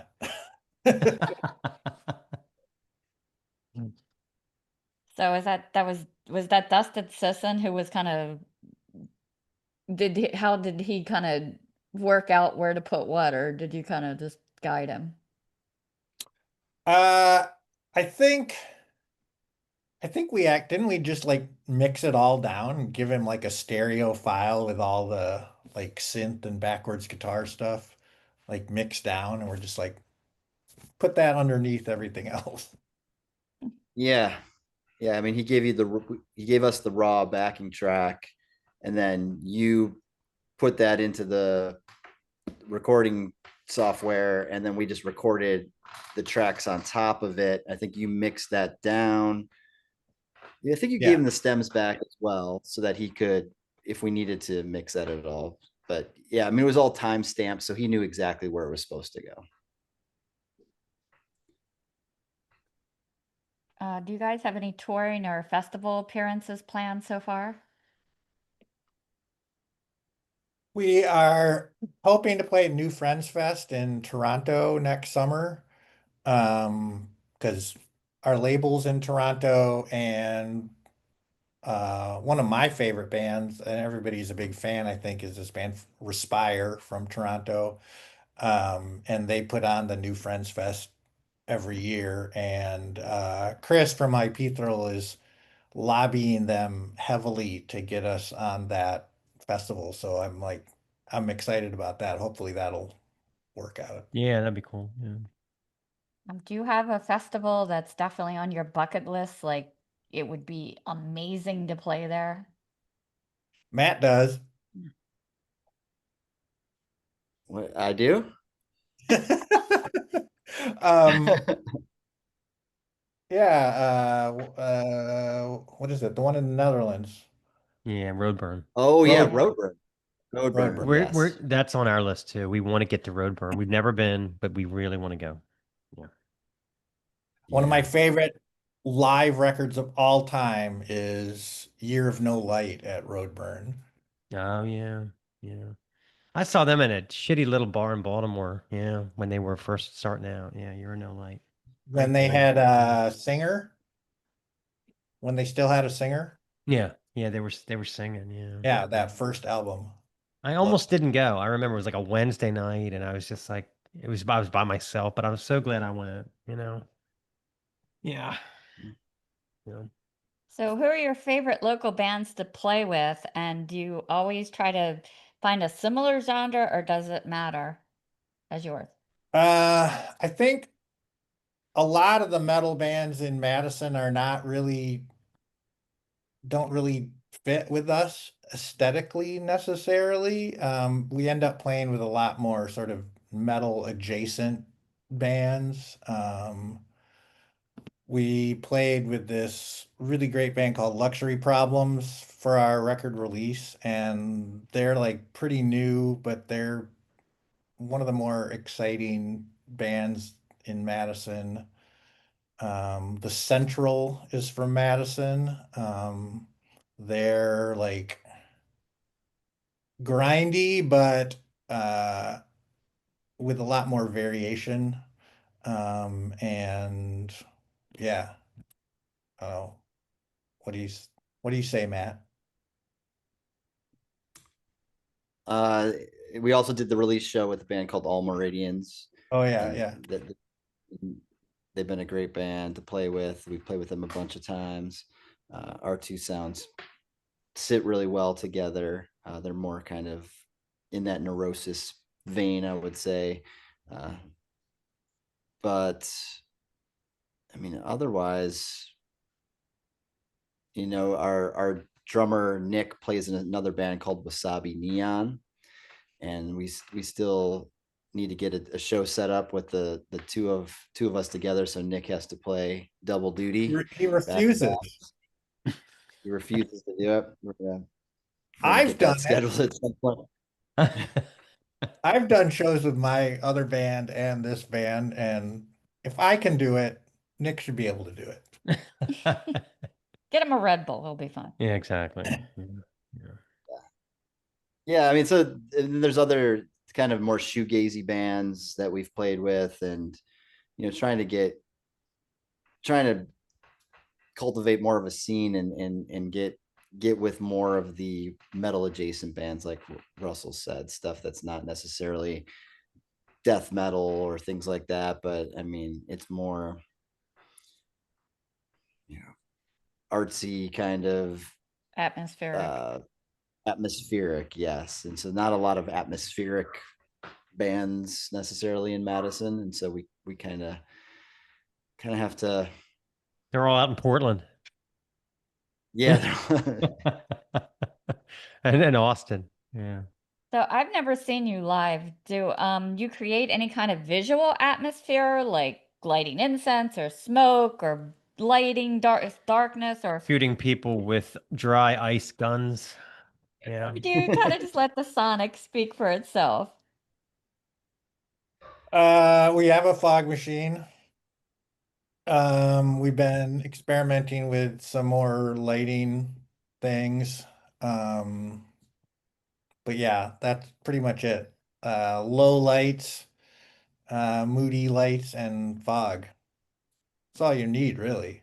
God, we saw Wolves in the Throne Room, Yeah. and the way that they were lit, I said to him, I could trip over one of these guys on the way to the bathroom. I wouldn't know who it was. Yeah. But you couldn't see. There was just silhouettes the whole time. Yeah, and anonymity. Yeah. Wow. So if you could do a fantasy lineup and pick 3 other bands from any time period to play with you guys, who would it be? I'd like to see you with Wolves in the Throne Room and maybe Nile. Russell, you pick a drummer. Wait, are we picking A bands band. that we want to Like, play with? Oh, bands. Bands you would want to play with on a bill. Oh, full band. Okay, I thought we were Yeah. like Yeah, full putting band. together like a team of. Oh no, band. that's too hard. That's too too hard. Oh, bands to play with. I mean, you mentioned Thou earlier. They're playing up in Oshkosh, Wisconsin here later this summer, or later this fall, I should say.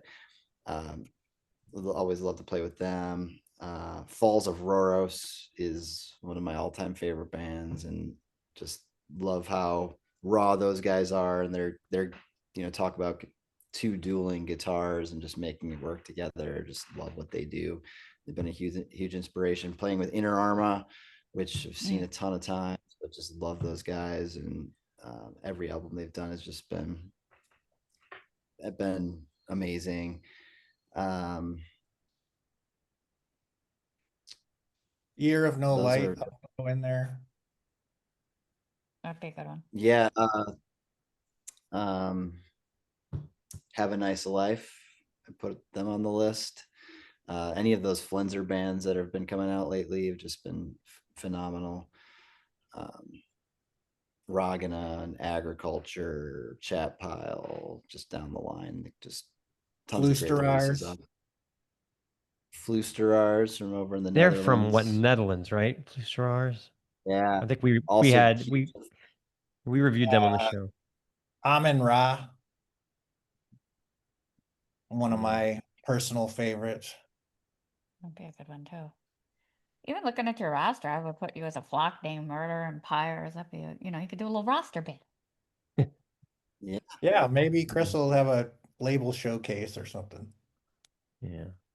Yeah, Scotty from Tank Crimes does that. He'll send out Ghoul and I swear we are gonna get that summer home in Madison. It was so much fun when everyone came to Maryland Doomfest. It was was just really like cool. old home week, Yeah, it was really cool. Yeah. Sorry, I was talking about Oshkosh, Wisconsin. That's a great record store, Roding Winds in Oshkosh, and the guy who owns that has Gilead Media, who put out a bunch of Thou records, and I think he might have done a Year of No Light record at one time as well. Kowloon Walled Did City. Kowloon Walled City, a couple of Kowloon Walled City records. And because talking about Maryland, he did a Gilead Fest out in Pittsburgh one year as well. And so, yeah, so Wisconsin, yeah, there's a lot of cool stuff happening here. And Really? come on out. Yeah. It's the summertime. Chai from Lords of the Trident can even show you how to electrocute your drummer. It's a lot of fun. It's true. Yeah. Yeah. If you get the chance, you should. What song is it? To Kill a God. Yeah, To Kill a God. Lords of the Trident, To Kill a God. They have Tesla full coil. on Tesla coils behind them, and the entire video is They ran it through their they drummer. ran it through their drummer, so it's just thousands of volts of electricity in the air. It's amazing. Obviously, he had to be in a special suit. Yeah, and he said that YouTube went few hits. It was one of those like they risked their freaking lives, and YouTube went I've seen better. The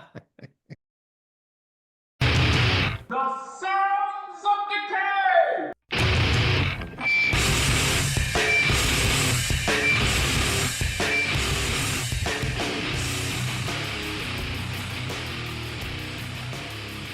Sounds of Decay 1 is the new album from Ursawrath, Emergence. It's important that you never underestimate the value of a good entrance. You never want to walk into a situation unprepared, or as one of our high school English teachers used to say, stumbling and fumbling, knuckle dragging and drooling. I might know this guy. Never. Poise, finesse, like you're here and you belong here.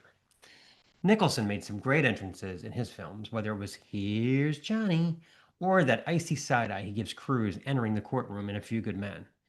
James Bond had a knack for great entrances, like jumping down the top hatch into a supersonic train at full speed. When the little old lady would look up at him, he would mutter something like, health and safety, whilst adjusting his cufflinks.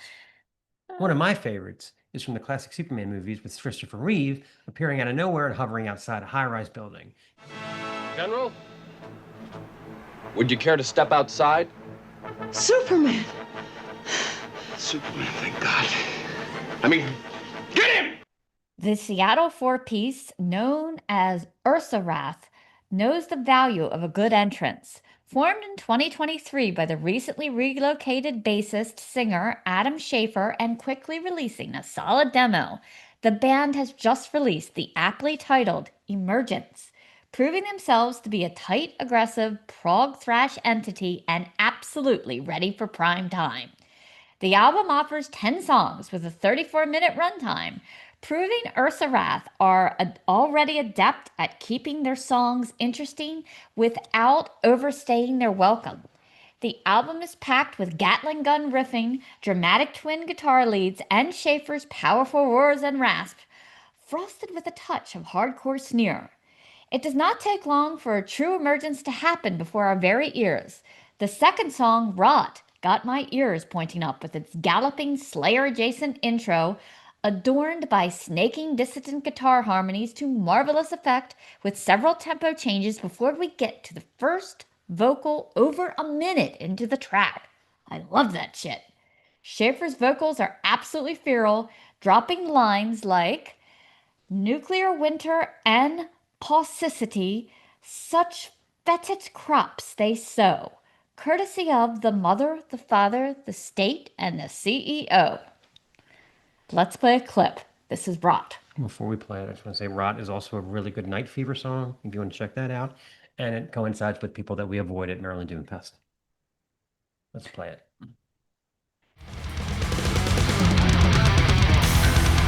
Wicked and all sorts of fester. This futile vision of hope.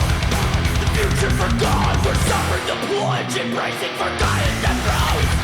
The violent putrid emerge, spewing their hateful unlock, hawking their venom that decays our spirit and leaves us with nothing but rot.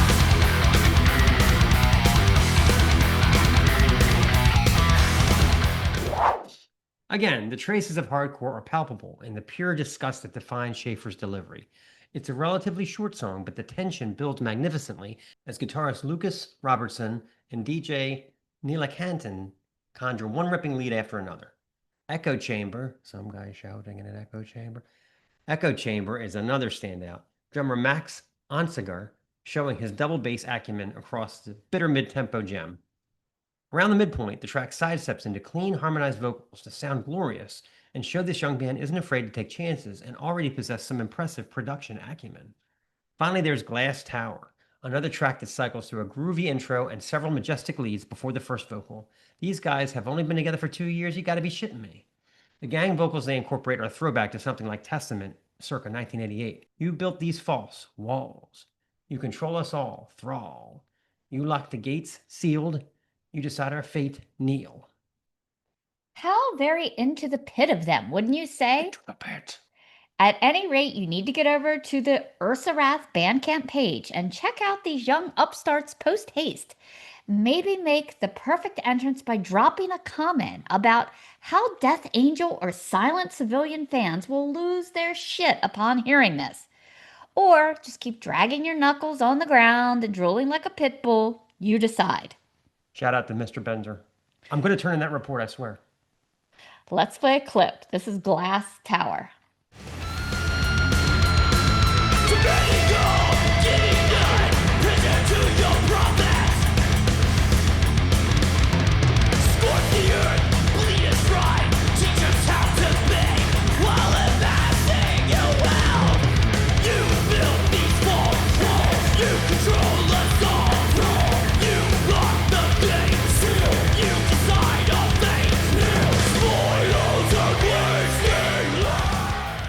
Okay, sounds okay too. This is Hedonist with Scalpomancy. Anything ending in mancy already sounds a little evil, and Scalpomancy, divining the future by reading the cracks and burn marks on a scorched shoulder blade, definitely qualifies. It's the kind of rite that would terrify your book club aunt and thrill anyone with a taste for primal unknown. Hedonist's debut of the same name channels that ancient menace and will have that aunt running for the exit. This Victoria, British Columbia 4-piece delivers 10 searing tracks, most to lean 3 to 4 minutes. The sound, raw as a battlefield, packed with old-school death metal nastiness and the thick, tank tread oomph of a war march. Leading the charge is Athena, the goddess of wisdom and war made flesh, unleashing a classic death rumble while rocking the Lemmy stance. Chin raised to the mic and vocals launched skyward like a battle cry, doing double duty on the bass to boot. Execution Wheel opens with a cacophony of static shrieks and firecracker whines before a lone guitar riff steps in. Its double-time gait is military tight, crunching like broken glass under boots. A second guitar dances in with an undulating, descending evil fidget, while JP and Anatol Anton lock horns with cozy barracks rapid-fire drums. It feels like a Gatling gun wheel ominously turning. Athena's vocals ooze out in a subterranean belch low enough to rattle windows, each word bursting like a bubble in a pot of scorched milk. Then the Kraken is released. Blast beats rain down as Athena shrieks like a banshee, guitars churning and growling with descending lines that feel downright diabolical. A brief solo wails like a midnight car alarm, shrill and urgent, before locking back into the headbang-inducing chug as a wandering, tormented melody floats above like a specter. Cremator grinds in controlled chaos, simmering with brimstone. A dramatic, deep riff shift gives way to fiendish harmonies. A low rumble pauses like a cat coiling to bounce. Then, boom, the track opens with guitars weaving an intricate, galloping line while the bass drops long chords that hang like smoke. Blast beats whir like industrial machinery. Athena's voice swings from a grating farnacle croak to a cavernous scream. Midway, a thin, noodly guitar line squirms with desperate tension before a breakdown of slow kick drum strikes and scratchy hyper guitar returns the song to its death rattle mix. Let's hear a little Cremator.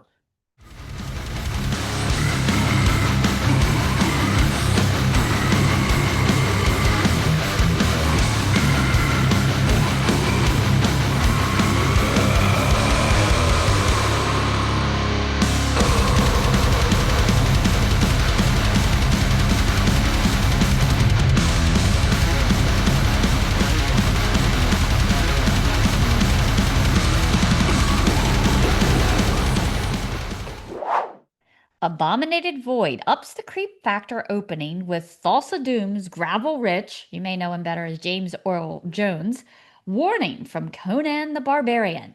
Now they will know why they are afraid of the dark. Now they will learn why they fear the night. A slam of minor chord guitar follows, searing bass thrumming like a massaging motel bed full of quarters, drums set to phaser doom. Quick little guitar squiggles spark a sudden liftoff into blast beat turbulence so fast you won't have time to lock your tray table upright. Athena's vocals bite with pure acid over riffs that race like a getaway car. The band downshifts into a groove, tighter than a tire on a rumble strip. Guitar and bass grinding in perfect low-end sync. By the finale, the guitar morphs again, unfurling an eerie snake charmer motif that could have been played on a pungi. My favorite track, Profanation, lives up to its name, Blasphemy and Sonics, kind of like our Blasphemy Monikers game. Bersic shows off his kit prowess and wild roll that gains momentum with the speed and violence of a runaway roller derby. JP and Anton's guitars rumble and shake a tail feather all at once, descending lines looping diabolically, hookier than a vulture's beak. When the guitars drop to kiss the bass and Athena strikes notes like hot sauce, lingering long after its contact, it's pure songwriting brilliance. Her vocals cast a gravelly spell, a chant ending in a shout that ricochets off canyon walls. A hedonist is one who seeks pleasure above all else, which got me thinking about frisson, a sudden rush of wave of emotions that some people experience when listening to an emotive piece of music. Yes, this is a real thing. I swear I'm not making it up. I can tell you this album hit some center that triggered goosebumps that only the best old school death metal can. Pleasure attained, hedonist badge earned. Plus that sexy red vinyl is the cherry on top. They're tapping into the classic death metal forge but making it sound current. Fans of Bolt Thrower, Nihilist, and Dismember prepare for a new dopamine rush. Just like the sensation of falling into the mosh pit and having unseen hands put you back on your feet. Good luck explaining this to your book club aunt. This is Profanation.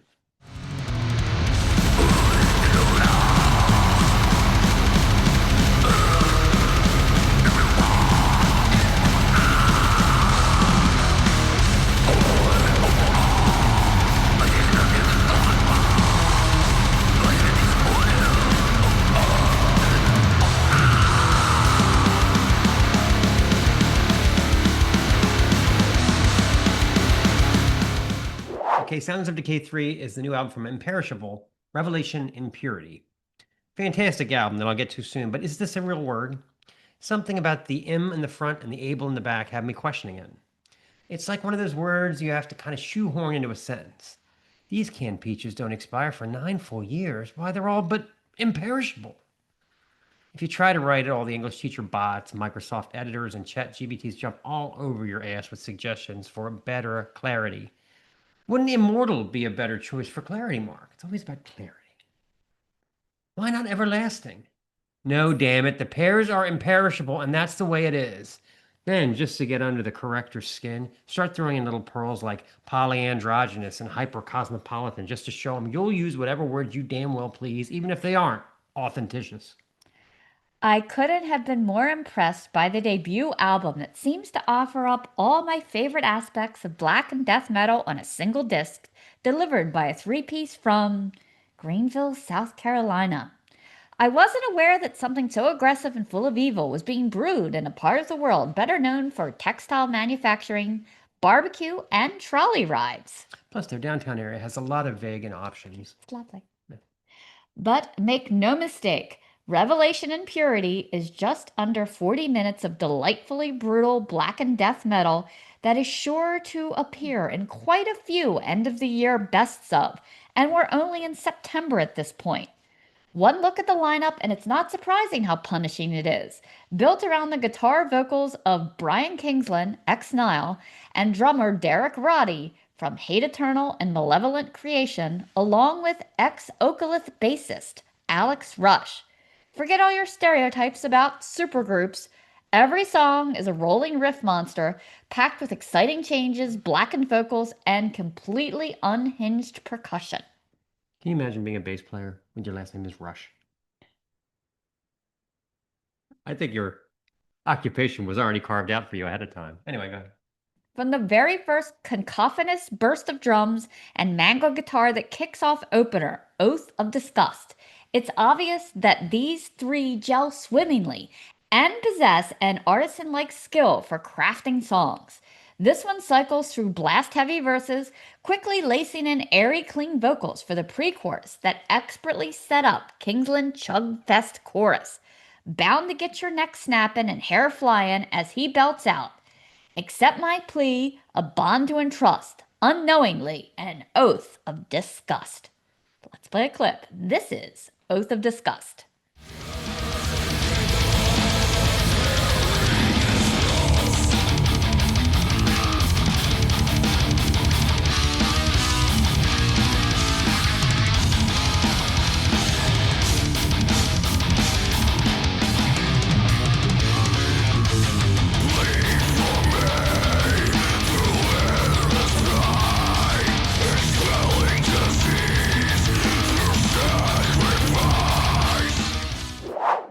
Frankly, I feel like it's an oath of disgust every time I sign up for a new deal with Comcast because they're just going to keep adding $1 every month. I thought it was 108 a month, 110, 130, whatever. At any rate, this is hardly a dull moment on this album, but a couple more hotspots are worth mentioning. Spewing Retribution also leans hard on Roddy's blasting for the verses. He even throws in a couple of isolated rolls that will turn your brain to pudding in short order. This one doesn't have a chorus per se, but it's packed with racing black metal tremolo runs and slows down around the midpoint for some decidedly Slayer-adjacent lead work from Kingsland. I think the one I've spun the most is Where Dead Omens Croon, which kicks off with more glorious black twisted riffage, an unhinged scream from Kingsland that sets up a thrashy main riff. Roddy proving to be an expert in double bass punishment as well. As usual, despite its modest length at 2 minutes 40 seconds, the track packs in all manner of tempo changes, some hooky clean vocals, and more galloping debauchery than a chariot race. Here's hoping that this isn't just a one-off meeting of the minds, and that we can actually rely on Imperishable to bring us more thrilling platters like this one for years to come. Actually, I'm also secretly hoping that Kingsland reunites with Nile for their next record as well. Just don't confuse them with the other band called Imperishable. They're from Gothenburg. Or you'll feel like a bona fide Provicinio. Let's play Where Dead Omens Croon.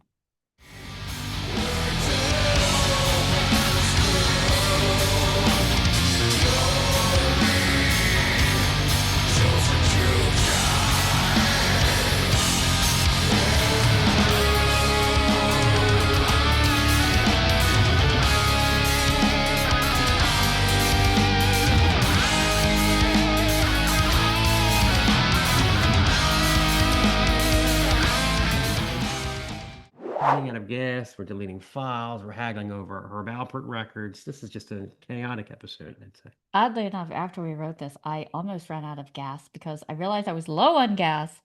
And then you said, "I'll get you gas." And I got in the car half asleep the next day and I was driving to work. We were going to take a nap. And I said, "I'll run out and get you gas because it's low and you don't have to worry about tomorrow." And then I fell asleep way too long and completely forgot about it. And then I'm at work at 9 o'clock and I get a text from Stace that says, "I think I ran out of gas." And I'm like, oh. I cursed us by this bit that I wrote. This has been the Snaggletooth Decay Extreme Music Podcast. Special thanks to the gang from Corridoré for appearing on the show. Snaggletooth theme by Gustav Jord of Defleshed. Sounds of Decay theme by Steve Rathbone of Lair of the Minotaur. Sounds of Decay bands featured this week. Besides checking out Coffins, make sure you head over to Bandcamp and get some Imperishable, Hedonist, and Ursawrath. All content 2025, the Snaggletooth Decay Extreme Music Podcast. To worry if the internet goes down. I got this at the yard sale up the street. It's a set of encyclopedias from 1975. I'm sure that's accurate. And look at this amber. I swear I think this is worth something. Wait, does that say Kmart? This is the Snaggletooth Extreme Metal Podcast.